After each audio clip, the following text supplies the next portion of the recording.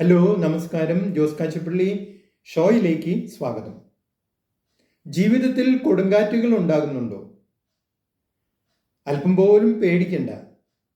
കാരണം നിങ്ങൾ ഒരു വൻ മരമായി മാറി എന്നതിൻ്റെ സൂചനയാണ് ഈ കൊടുങ്കാറ്റുകൾ.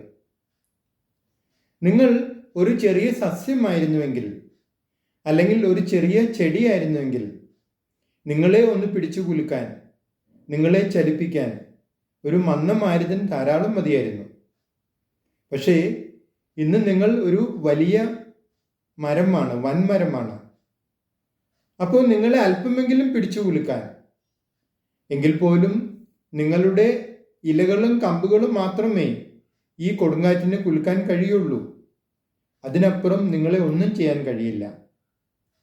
എത്ര വലിയ കൊടുങ്കാറ്റിലും വൻമരങ്ങൾ അക്ഷോഭ്യരായി നിലകൊള്ളും.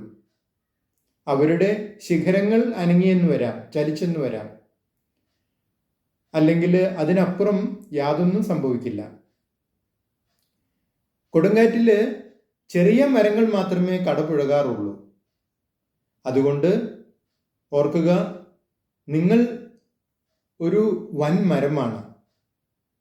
അപ്പോൾ നിങ്ങളെ ഒന്ന് പിടിച്ചു കുലുക്കണമെങ്കിൽ പ്രകൃതിക്ക് ഒരു കൊടുങ്കാറ്റ് അയക്കാതെ നിവൃത്തിയില്ല.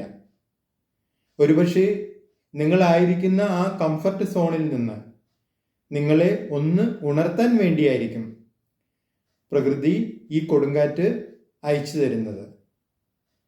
നിങ്ങളുടെ അഭിപ്രായങ്ങളും നിർദ്ദേശങ്ങളും അറിയിക്കുക. നിങ്ങൾ ഈ ചാനൽ ഇഷ്ടപ്പെടുന്നുണ്ടെങ്കിൽ ലൈക്ക് ചെയ്യുക, സബ്സ്ക്രൈബ് ചെയ്യുക, എല്ലാവർക്കും ഷെയർ ചെയ്യുക.